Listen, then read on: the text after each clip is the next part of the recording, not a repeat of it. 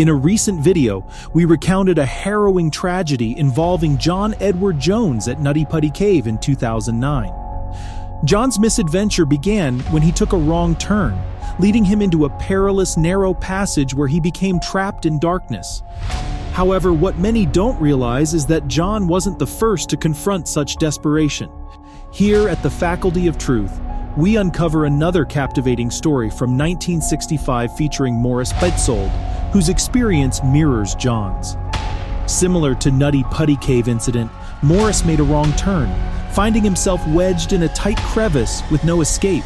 What followed was a gripping 25-hour rescue mission, forever etching the dangers of underground exploration into history. On a crisp autumn morning in the vast park, the perfect setting for an outing, 16 youths and 3 teachers from the Methodist Children's Home in Berea embarked on a planned trip on October 5, 1965, to Schönbrunn Village in Tuscarawas County. However, an unfortunate flat tire incident on the way compelled them to alter their course.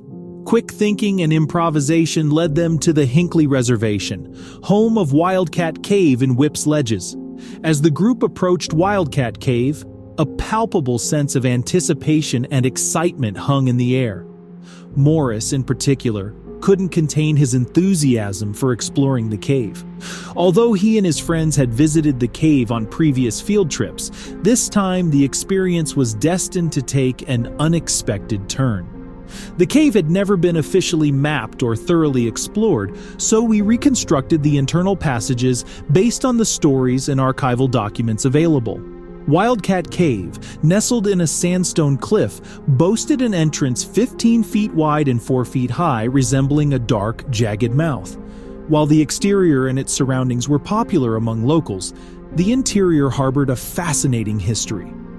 Over the years, the cave had served as a refuge for criminals and runaway slaves, cultivating a legend that added to its aura of mystery and unease.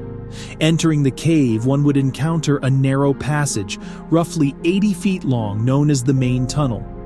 At its terminus, an opening revealed a large leaning rock that dominated the space. Continuing straight from this point, the passage led to a sizable chamber believed by local tradition to have been a 19th century hiding place for escaped slaves en route to Canada. It was easy to confuse this passage with 2 others around the leaning rock, especially without proper lighting and previous experience inside the cave. Since no one had explored these passages before, they remained uncharted. The group of 3 decided to descend into the cave and explore a well-known chamber. Morris volunteered to lead the group, eager to showcase his previous experience navigating the main tunnel. However, his confidence soon dwindled as he realized his past encounters had not prepared him adequately for what lay ahead. Initially, walking inside the main tunnel creates a comfortable environment with enough space to maneuver. After around 60 feet, though, the tunnel begins to shrink, requiring explorers to move in a squatting position. Upon reaching the crossing, Morris noticed a large rock and assumed that the passage to the large chamber followed its curvature. With no one questioning his decision to proceed forward, he forged ahead. As Morris entered the crevice, the room for maneuvering decreased exponentially, forcing him to crawl on his stomach. Claustrophobia gripped him as the cave enveloped him in darkness. But Baetzold remained convinced that the opening to the large chamber lay ahead, just a few more feet away. Inch by inch, he began to feel pressure around his torso and hips. What Morris didn't realize in the darkness of the squeeze tunnel was that he was crawling downwards. The human body relies on the vestibular apparatus to determine its balance and position. Without enough visual information, such as in darkness, balance can be affected, as the eyes gather information about orientation from the environment.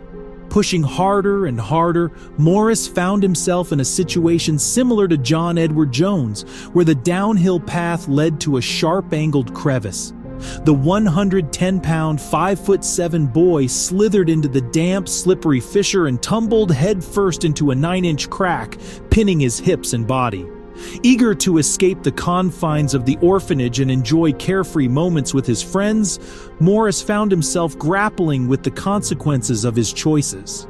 The cave, once rumored to be an exciting place to explore, had now become a potential grave for him.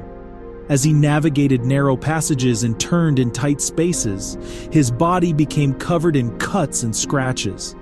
The critical moment arrived when Morris realized he was alone in the depths of the cave. He couldn't budge. Unable to move, he called to his two pals for help, but it took some time for the boys to comprehend the dire situation and understand where the desperate scream was coming from. Out of fear, they raced to get a teacher, who squeezed into the cave and tried to use his belt to lasso the boy's ankle. The teacher couldn't get close enough to Morris, afraid of getting stuck as well. Once he reached the safest zone, he threw the belt onto Morris's feet and started pulling. Success seemed to lighten up, but it ended quickly when the belt broke and Baetzold wedged deeper into the crevice. At this point, Morris started experiencing difficulty breathing due to the outer pressure on his chest. In the darkness and cold, the teacher could hear fear and panic in Morris's voice as he begged him to find someone else to save him. The teacher immediately called for professional help. The first on the scene was Fire Chief Paul Chodera, who led a squad to Wildcat Cave. Firefighters installed a portable generator to light the cave, and crews piped oxygen to the boy. They decided to use a pulley system with hooks, but the rescue attempts faced significant challenges. The topography of the cave presented unpredictable obstacles, with narrow passages and sharp bends making access difficult. Morris was trapped a considerable distance from the entrance, further complicating efforts to reach him. Limited visibility and claustrophobic conditions inside the cave added another layer of difficulty to the rescue. Each maneuver was executed with caution, considering the constant risk of injury to the rescuers and the potential for worsening Morris's situation. Combining tactical skill and impressive courage, the rescuers explored various strategies to free Morris from his precarious position. Contractors offered to drill through 36 feet of stone, but geologists feared a cave-in. Dynamite was ruled out as well.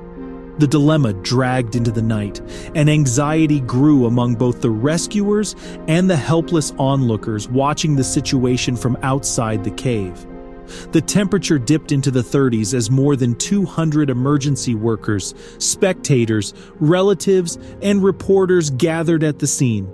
The story of the trapped kid became front-page news across the country and the subject of national television programs. Radio broadcasts appealed for help from the community, prompting Evelyn Pinky Pettit, a 5'2", 85-pound nurse from Akron, to drive to the cave and wriggle into the passage. She could get no closer than 5 feet, but spent nearly 3 hours comforting the boy while rescuers prepared a new method to pull Morris out. One of the methods was proposed by experienced cave explorer Terry Brown of Akron, who suggested rigging an impromptu pulley instead of hooks with a metal ring spiked to the roof of the cave. Rescuers pulled and tugged, but Baetzold moved only a few inches, only to be pushed back once the pulley released. The main concern of the rescuers was Morris's consciousness. If the boy passed out, there would be no method to pull him out without his own effort. All these nuances bring to mind the Nutty Putty Cave tragedy rescue mission that ended the moment John Jones passed out. Pulling the body from the crevice using different methods takes only 80%, and the remaining 20% must always be filled with the victim's pushing efforts. All night long, rescuers kept trying to cheer up the boy. They asked if he had a girlfriend. They promised him a steak dinner. They made him count to 25 and back again. Dozens of individuals offered assistance, but many couldn't get close enough after entering the cave. It's been more than 24 hours, and at this point, rescuers were left with only one attempt as Morris's answers became more and more vague, and time was running out. In the morning, the U.S. Air Force flew a team from the National Speleological Society in Washington, D.C. Machinist Curtis Peck and his uncle Paul Peck devised a plan. And to execute it, they sent 15-year-old Eagle Scout Michael Ulrich of North Royalton, who squirmed into the crevice. He was able to get closer to Morris than anyone else had before. Michael threw a rope to Morris, and he was able to pull it over his arms. As Ulrich later told reporters, Morris lay on his right side and could only use one arm. According to Michael, it was pretty tight and scary in there. He was instructed to use a glycerin solution by pouring it on Morris's hips to make them slippery, after which he pushed a narrow support board under Morris's legs to create less friction once pulling started. With Michael's command, the team started pulling. Baetzold slipped a few times, but with firm tugging from above, he broke free. Hearty cheers arose as the boy was wrapped in a blanket and lifted out of the passage more than 24 hours after the ordeal began. Hundreds of spectators applauded as the kid was loaded into a waiting ambulance. Fortunately, the position of the boy was around 60 degrees, which helped him stay alive for such a long period of time. If the crevice had been steeper, Morris wouldn't have had as much time until rescuers figured out the best method to pull him out. The Park Service dynamited the back of Wildcat Cave hours after Baetzold was freed. Similarly, with Nutty Putty Cave, the entrance was permanently sealed with concrete. The lesson was learned for the next 44 years until it all repeated again, but this time with a horrible ending.